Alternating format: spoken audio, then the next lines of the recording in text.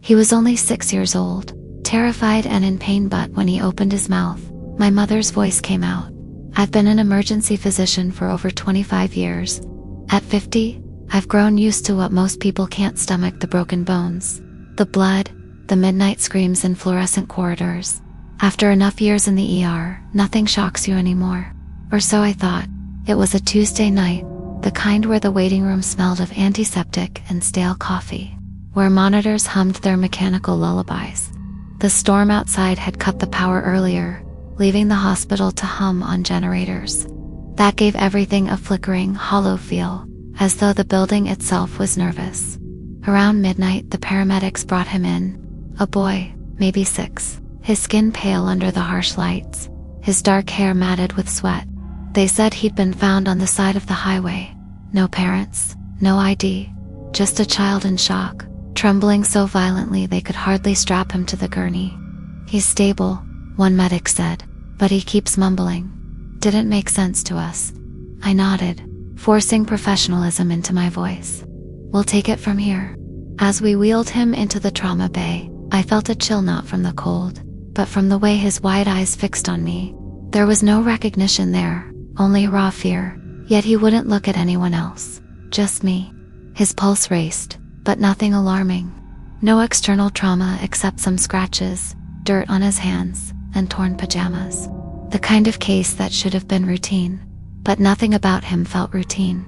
I leaned closer. You're safe now, can you tell me your name? His lips trembled, and for a moment I expected a child's frightened stammer.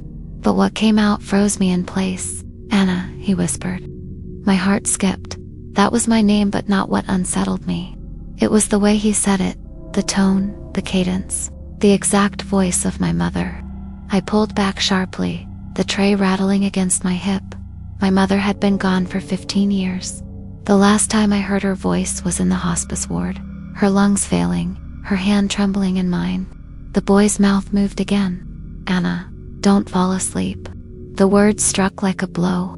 They were the last words my mother ever spoke to me, whispered on her deathbed. A secret I'd never shared with anyone. The nurse glanced at me, confused. Doctor, what is it? What did he say? I swallowed hard, forcing my face into the mask of control I'd perfected over decades. He's delirious, I said quickly. Shock. Get him warmed up. For fluids, labs. But inside, my thoughts were unraveling. Because no one alive should have known what my mother said in her final breath. And yet, somehow, this child did. I busied myself with orders: saline drip, CBC, electrolytes, tox, screen, anything to keep my hands moving, to keep me from staring at the boy's lips. But the sound of my mother's voice clung to me like static. Anna, don't fall asleep. The same rasp she had used that night, the words I carried like a wound. The boy lay still as the nurse placed an IV. His eyes, wide and unblinking, tracked me the whole time. Not the nurse, not the machines, only me. Doctor, the nurse murmured. He won't let go of your sleeve. I looked down. His tiny hand gripped the cuff of my coat, too tight for a child in shock. I gently tried to pull free, but his fingers tightened, surprisingly strong. Easy, I whispered. You're safe now. His lips parted. The voice that came out made my stomach clench. You left the window open. I froze. My chest tightened so fast I thought my ribs would crack. Because when I was 11, a storm had ripped through our house. I had left the attic window unlatched, and the rain soaked everything: boxers of old photos, my mother's quilt, the journals she kept hidden from my father. She never scolded me, but I remembered her face, the sadness there. I had told no one, not even my brother. Doctor, the nurse said again, her voice edging with concern. I forced myself to meet her eyes. He's confused. Might be post-trauma memory fragments. My voice shook, betraying me. When she stepped away, I leaned closer to the boy. Who told you that? His pupils widened. He whispered again, softer this time. But it was still her. Still my mother. You never forgave yourself. A chill raced through me, all the way to my fingertips. I staggered back, nearly knocking into the supply cart. The fluorescent light above flickered once, twice. For a moment, the boy's expression shifted. His mouth curled faintly, almost like a smile, but not a child's smile. Too knowing, too heavy. The monitor beeped steadily, oblivious. Normal vitals. Nothing wrong, but the air in the trauma bay felt wrong. Like the space between us was crowded by something I couldn't see. "Doctor," the nurse said carefully. "Do you know him?" I swallowed, throat dry. No, I lied. Because if I admitted the truth that his words were mine, my history, my guilt, then I'd have to accept something impossible. That this child wasn't just repeating nonsense. He was speaking directly to me. I kept telling myself it was coincidence. Children repeat things, absorb words from strangers, television, even the paramedics. That was all this was. It had to be. Still, I couldn't shake the tremor in my hands as I wrote my notes. My script wavered, uneven, as though my body had stopped listening to my brain. The boy never looked away from me, even as the nurse drew blood, even when the portable X-ray machine rolled in with its clattering wheels. His eyes stayed locked on mine, like he was waiting, like he knew I'd eventually ask, and I did. I broke my own rule, the one I teach every intern: never feed a delusion. But I leaned closer anyway, against every ounce of reason. "Who told you that?" I whispered. His lips twitched. "She did." My stomach lurched. "Who?" He blinked once slowly, and then his voice dropped low, raspy, achingly familiar. "Your mother." The sound clawed at me. For 15 years I had carried her absence, her final words echoing on the edge of every exhausted night.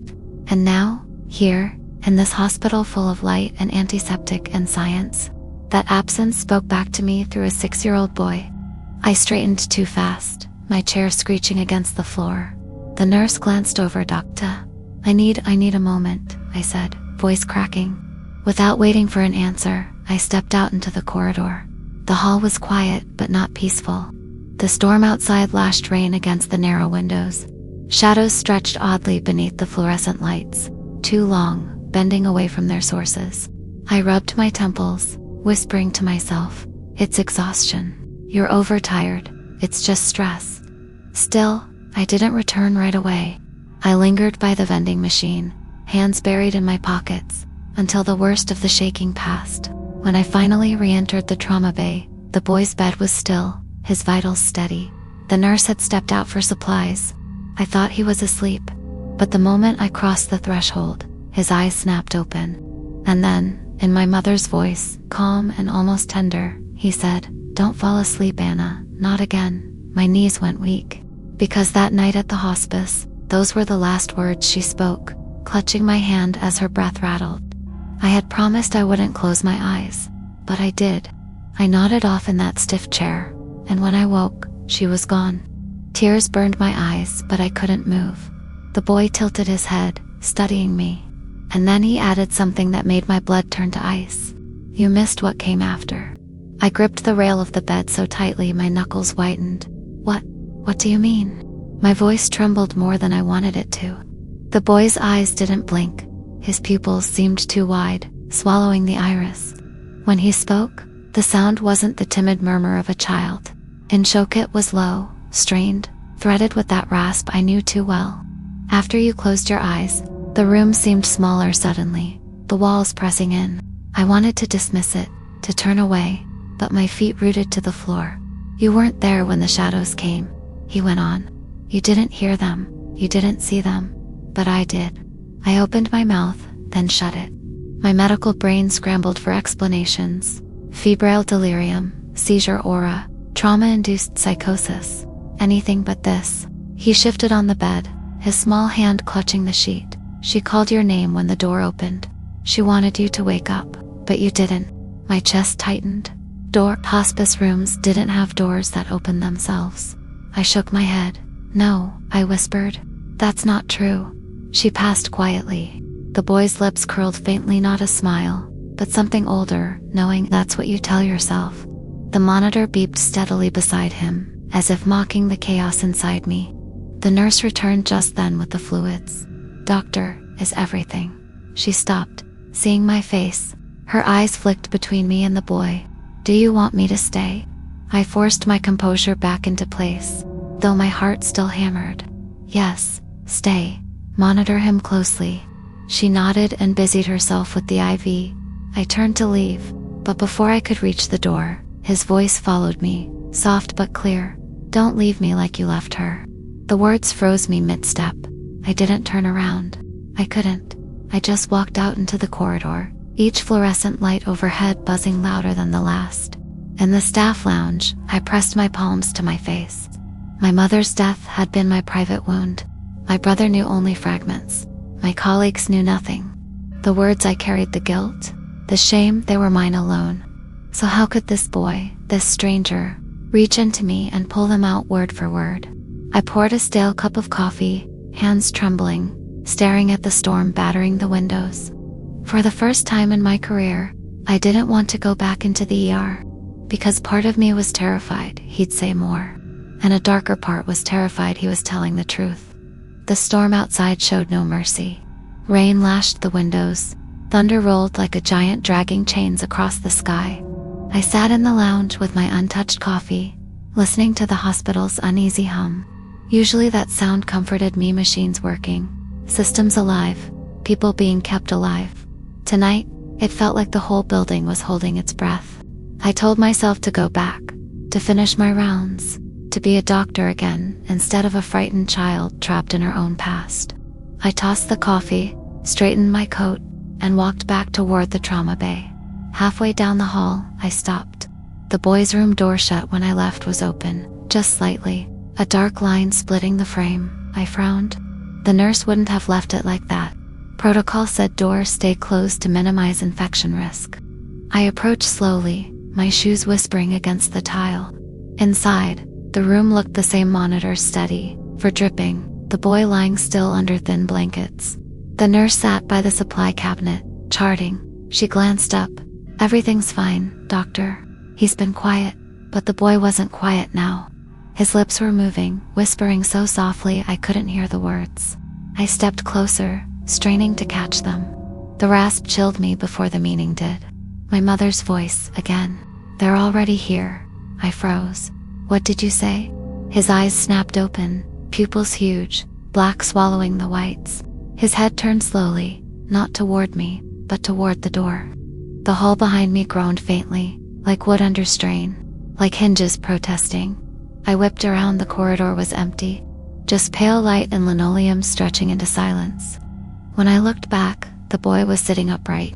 The nurse startled, nearly dropping her chart. "Hey, lie back down." He didn't listen. His small arm pointed at the open door, finger trembling, and in my mother's voice, he said, "They came through that door the night you fell asleep." The fluorescent light above us flickered violently, then steadied.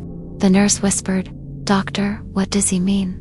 I didn't answer because I knew the hospice door, the one that groaned open in the middle of the night when I dozed off at my mother's side. I had told myself it was a nurse, a draft, anything but what it felt like, that something had entered the room. And now, 15 years later, this child was pointing at me, at the same unseen doorway, repeating the words I never dared say out loud. I felt the blood drain from my face, because the door to the trauma bay was still ajar, and for the first time in decades, I was terrified it might open wider. I pushed the door shut with a snap, my hand trembling on the handle. The nurse looked at me strangely. "Doctor, what's going on?" "Nothing." I lied too quickly. "He's confused. Just keep monitoring his vitals." But even as I said it, I heard a faint click behind me, the door latch sliding open. My stomach dropped. The boy hadn't moved. His eyes were still locked on me, wide, unblinking. Then his lips parted again. "Don't bother, Anna. You can't keep them out." The nurse frowned. "Wait, did he just call you?" "Hallucination," I cut in sharply, my voice louder than it should have been. "Ignore it." But I couldn't ignore it, because no one in this hospital called me by my first name. Not even the colleagues who'd worked beside me for 20 years. And he'd said it with that voice again, the rasp that belonged to my mother. I stepped closer. My heart thundered against my ribs. "Who are you talking about? Who's here?" For the first time, his expression changed. His mouth twisted, and the sound that came out was deeper, wrong, like two voices tangled together. "We never left." The room chilled so quickly the hairs on my arms stood on end. The nurse gasped, backing toward the cabinet. "Doctor," his voice. But the boy wasn't finished. His small hands clenched the blanket, knuckles white. "You didn't see them that night. he whispered, the rasp thinning into a hiss. You fell asleep. You let the door open, and they walked in. My vision swam with memory. The hospice room. My mother's failing breath. The way I'd nodded off, just for a moment, head lolling against the chair. The creak of the door. I had told myself it was nothing. I had told myself it didn't matter. But now, the boy's voice cut through me like glass. She tried to wake you, Anna. She tried to warn you. The monitor beside him spiked, heart rate leaping, though he hadn't moved. Alarms beeped. The nurse rushed forward, fumbling for the IV. The boy's eyes rolled back, but his mouth kept moving. The sound that spilled out wasn't his anymore. It was layered, chorus-like, dozens of voices whispering in unison. You missed what came after. The lights flickered once, twice. Then the trauma bay went black. Only the beeping monitors glowed faint green in the dark. And from somewhere near the door came the slow, deliberate sound of knuckles rapping against wood. 1, 2, 3. The knocks echoed in the darkness, 3 heavy, patient thuds that didn't belong in a hospital built of steel and glass. They sounded wooden, hollow, like the old door in my mother's hospice room. The nurse froze beside me, her eyes wide. Doctor, did you hear? Yes, I whispered, my throat so tight the word barely escaped. The emergency lights sputtered on, flooding the bay with a sickly red glow. The boy sat upright now, his silhouette stark against the crimson. His lips moved, but the voice that came wasn't his, it was hers again. My mother's. Anna, wake up. My chest squeezed. Those had been her last words. I'd lived with the guilt of failing her, of closing my eyes when she needed me awake. And now they were rising again, dragged through this child's trembling lips. The nurse stammered, Doctor, this isn't possible. How does he know your name? I ignored her. My eyes stayed locked on the boy. What did I miss? I demanded, my voice hoarse. What came after? His head tilted, unnaturally slow, like a puppet tugged on invisible strings. And then his voice deepened again, layered with something vast, something inhuman. She was not alone when she died. I staggered back, my knees nearly giving. Images burst in my head, memories I had pushed down for 15 years. The storm that rattled the window, my mother's hand tightening in mine, the creak of the door opening just before sleep claimed me. I remembered stirring, just for an instant, enough to hear her whisper no into the darkness. I had convinced myself I'd dreamed it, but now I knew I hadn't. The boy's eyes rolled white, and his mouth stretched too wide, as if the voices inside were trying to crawl out. They came in, Anna. They watched her take her last breath, and when you slept, they looked at you too. The nurse sobbed, backing toward the wall. I couldn't move. My hands were shaking, my pulse pounding in my ears.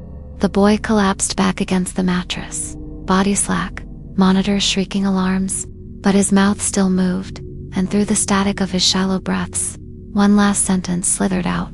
They never left. The red lights flickered, shadows shivering across the walls. And in that moment, I knew the knocking wasn't outside the trauma bay door anymore. It was inside the room, inside with us. The alarm screamed, but the boy's heart rate was steady, too steady, flat in rhythm, like a metronome, each beat timed with perfect precision.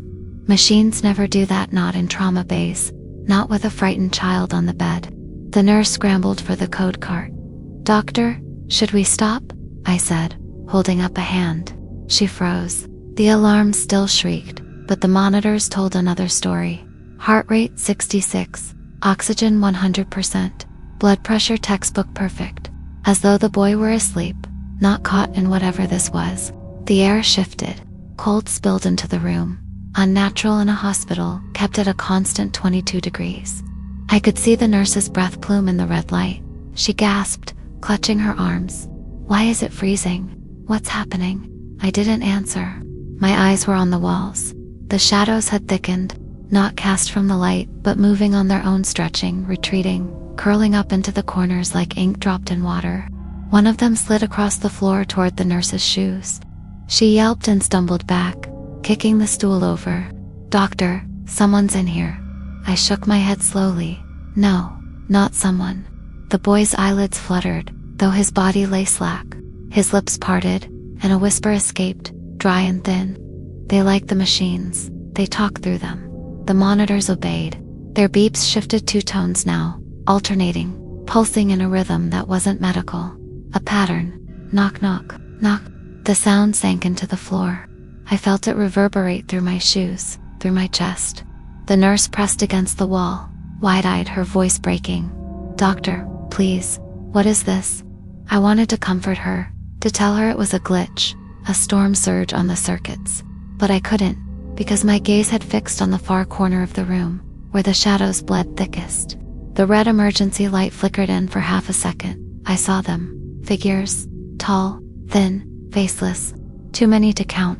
Their bodies pressed into the walls, as though the hospital skin itself were too small to contain them. And every one of them was looking at me. When the light steadied, they were gone. The boy exhaled softly, still unconscious. His lips formed one last word, barely audible, yet sharp enough to cut through the frozen air. "Stay." The monitors flatlined for a single beat, every alarm screaming in unison, before the numbers returned perfect, steady, impossible. And then, from deep inside the trauma bay, louder than before, 3 knocks, not on the walls, not on the door. This time it came from under the bed. The sound reverberated through the frame of the bed, 3 slow knocks that rattled the metal rails and vibrated in my knees. The nurse screamed, dropping the clipboard. "It's under him. Something's under him." I forced myself forward, heart slamming against my ribs. My hands gripped the edge of the mattress, cold sweat dripping into my eyes. "Stay back," I told her, though my voice cracked. The boy's body lay perfectly still, eyes closed, monitors reading flawless vitals. Yet the knocking came again, this time sharper. 1, 2, 3, the 4 stand quivered with each strike, trembling as though the floor itself were hollow. I crouched slowly, lowering my head to peer beneath the bed. The red emergency light pulsed once, dimming shadows into deeper black. My breath fogged the tile. At first I saw nothing, just wires, dust, the faint glow of the monitor cables. Then, slowly, a shape unfolded from the dark. A hand, small, pale, fingers curled against the floor. Not the boy's. His arms lay limp above the sheets. This hand was too long, the nails too dark, dragging along the tile as it knocked again. Deliberate. The nurse sobbed, clutching the wall. "Doctor, we need to leave, we need to." But I couldn't move, because I recognized it. That hand. The scar across the knuckle, faint but unmistakable. It was my mother's. I fell back hard, breath caught in my throat. The hand withdrew soundlessly into shadow. The boy's eyes snapped open. He sat up so quickly, the IV lines whipped against his arm. His gaze locked on me, unblinking, and in that rasping, impossible voice, he spoke. "You left her alone, Anna. You fell asleep when she needed you." Tears stung my eyes.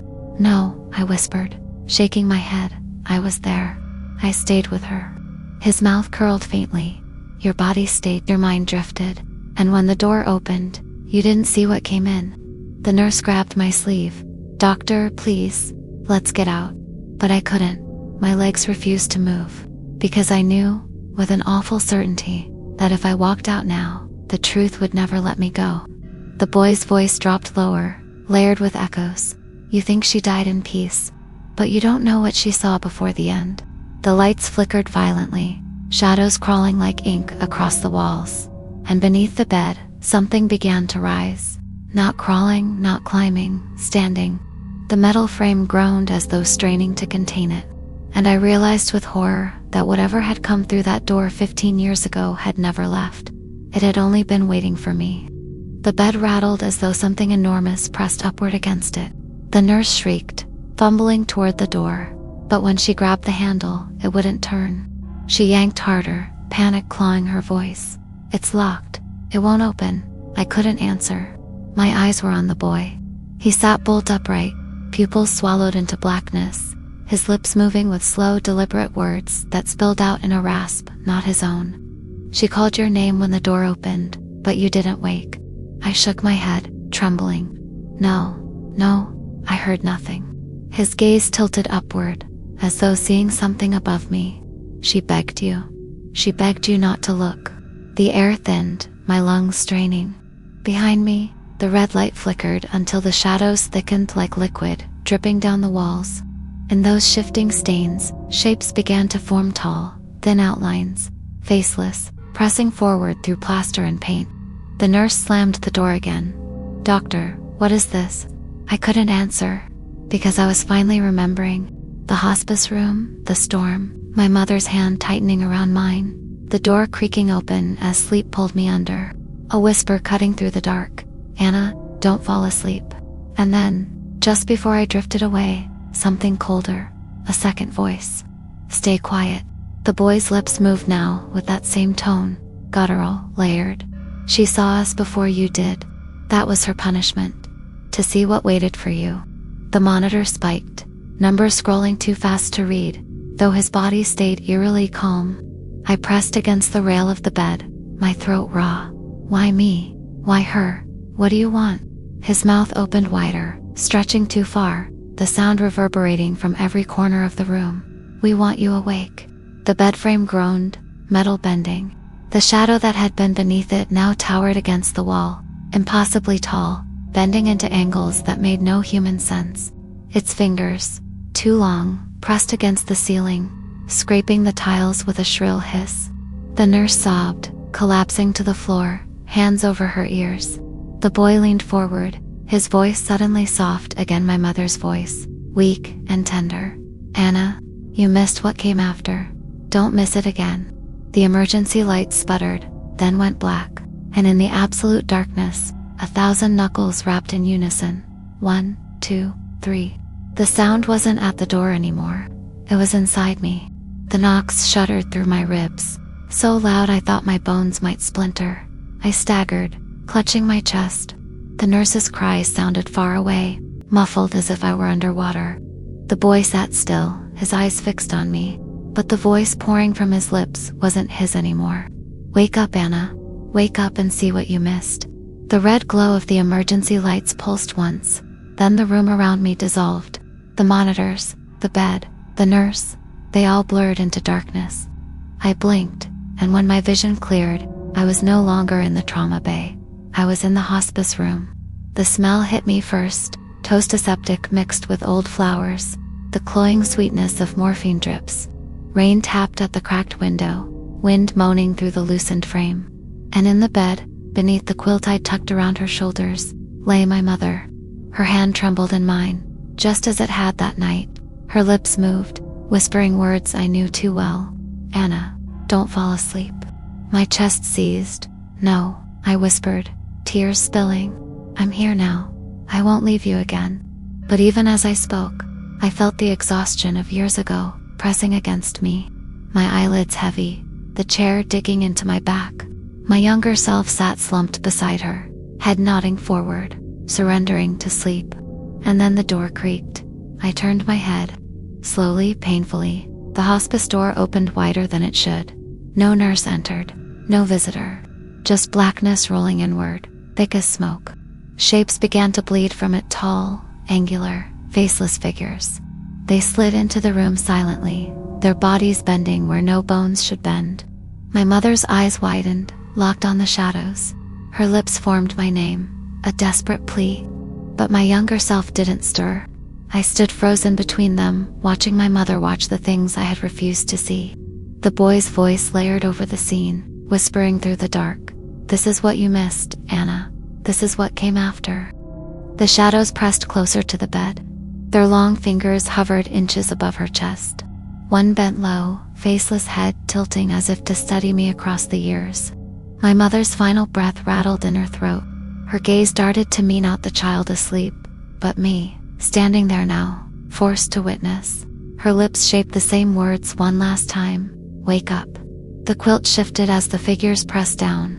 I screamed, lunging forward, reaching for her hand. But the scene collapsed into blackness before I could touch her. And when the darkness cleared, I was back in the trauma beyond my knees, gasping, the nurse shaking me violently. Doctor, you stopped breathing." The boy lay motionless on the bed, eyes open, staring at me. His lips parted just enough to whisper one more sentence, each word like a blade. "She died awake. Now it's your turn." The nurse's voice blurred against the ringing in my ears. I staggered to my feet, every nerve shaking. The boy's eyes never left mine, bottomless black, too old for a 6-year-old face. "Anna," he rasped in my mother's voice. "You fell asleep once. You won't again." The monitors around us began to pulse in unison, every machine in the bay syncing to the same rhythm. Not a heartbeat, not an alarm. Knock, knock. The sound swelled until the cabinets rattled and the 4 poles shivered. The nurse screamed and bolted for the door, but it swung shut before she reached it. She beat against the glass, her fists muffled under the noise, her mouth shaping words I couldn't hear. The boy slid off the bed, bare feet touching the floor without a sound.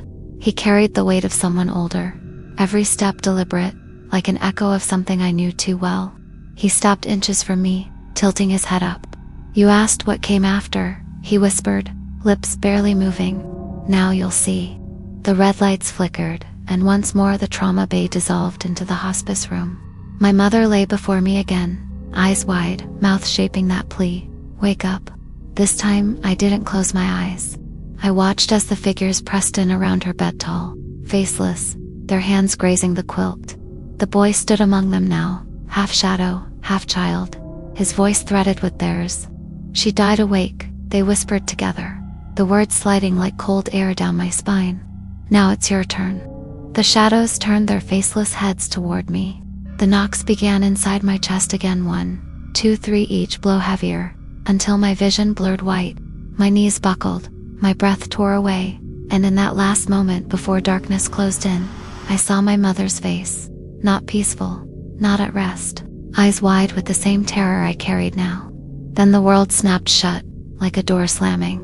When the morning shift arrived, the trauma bay was empty, the bed stripped, the monitors silent. On the floor lay a single object, a quilt square, soaked with rain, though the storm had passed. Folded inside was a note written in my mother's hand. 3 words, "Don't fall asleep."